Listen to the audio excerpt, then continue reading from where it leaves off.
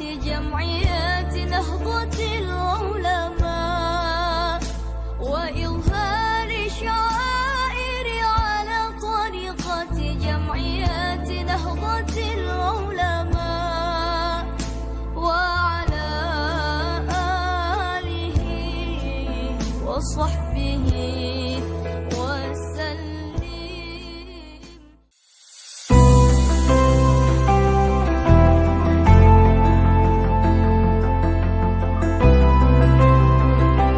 Hada syi'run ansabtuha di jami'in nahdiyin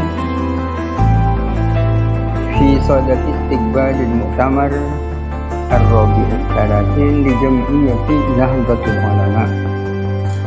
Alhamdulillahi rabbil alamin wa salatuhu abadan 'alan nuril amin wal ali was sahbil kiramit tahirin wattabi'ina lahum bi khairin ajma'in.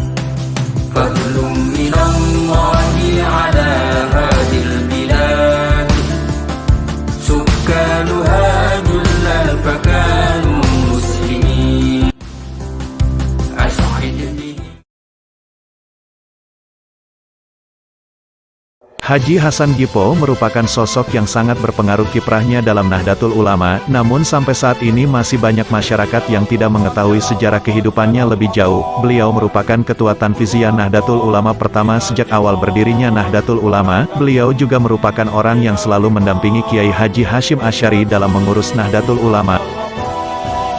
Terdapat beberapa kemungkinan yang terjadi terhadap sejarah kehidupan Haji Hasan Gippo, mengapa beliau seperti menghilang dari peradaban manusia di era sekarang ini maupun dari kalangan Nahdlatul Ulama sendiri. Pertama, ketokohan Haji Hasan Gippo sebagai Ketua Tanfiziyah Nahdlatul Ulama tenggelam oleh karisma Kiai Haji Hasyim Asy'ari dan atau Kiai Haji Wahab Hasbullah pada waktu itu, sehingga beliau luput dari pandangan atau perhatian masyarakat.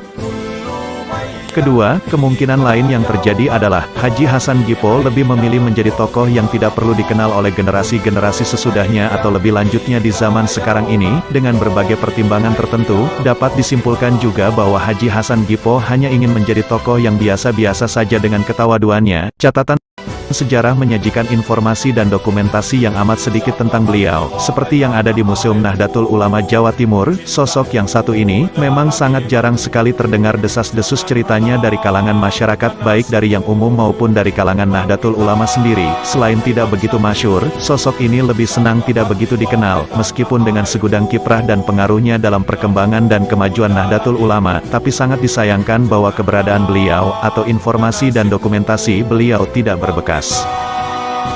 Menjelang Harlah Nahdlatul Ulama ke-85 tahun 2011, usaha penggalian informasi berkenaan beliau dilakukan, namun hasil yang didapat tidak begitu memuaskan. Keturunan beliau di seputaran Tendes dan Nyamplungan Surabaya, juga tidak mempunyai cukup dokumentasi untuk menguak sejarah beliau. Hanya ditemukan makam beliau di seputaran Masjid Ampel Surabaya, sisi tenggara, dan foto mungil berukuran 3x4 yang terpasang pada SK pengesahan pemerintah Hindia Belanda, yang dulu bernama Statueten HBNO 1926 lengkap beserta tulisan jabatannya yaitu Ketua Tanfiziyah. Hasan Gippo yang memiliki nama lengkap Hasan Basri, dilahirkan di Kampung Sawahan pada tahun 1869, tepatnya di Jalan Ampel Masjid, yang kini menjadi Jalan Kalimas Udik. Beliau merupakan keturunan keluarga besar dari marga Gippo sehingga nama Gippo diletakkan di belakang nama Hasan. Nama Gippo sendiri sebenarnya merupakan singkatan dari Sagipodin dari bahasa Arab Sakifuddin, Sakaf atau pelindung dan Al-Din atau agama. Jika diruntut silsilahnya beliau tersebut, Haji Hasan Gippo masih mempunyai hubungan keluarga dengan Kiai Haji Mas Mansur karena Kiai Haji Mas Mansur Muhammadiyah masih keturunan dari Abdul Latif Gippo yang merupakan salah seorang dari marga Gippo tersebut. Dari beberapa keterangan tersebut, bisa ditarik pemahaman juga bahwa keturunan Sagipodin mempunyai akar kuat di kalangan Nahdlatul Ulama maupun Muhammadiyah. Apabila ditelusuri melalui jalur silsilah keluarga, didapati bahwasannya beliau merupakan generasi kelima dari dinasti Gippo. Ayahnya bernama Haji Marzuki, kakeknya H. Alwi, buyutnya bernama Haji Turmuzi yang memperistri Darsiah. Canggahnya Abdul Latif Sagipudin merupakan awal dinasti Gipo yang memperistri Tasirah dan memiliki 12 anak. Dari silsilah itulah kita jumpai seorang Hasan Basri di Ampel yang berpusat di kota Surabaya dan lebih akrab dipanggil dengan Haji Hasan Gipo.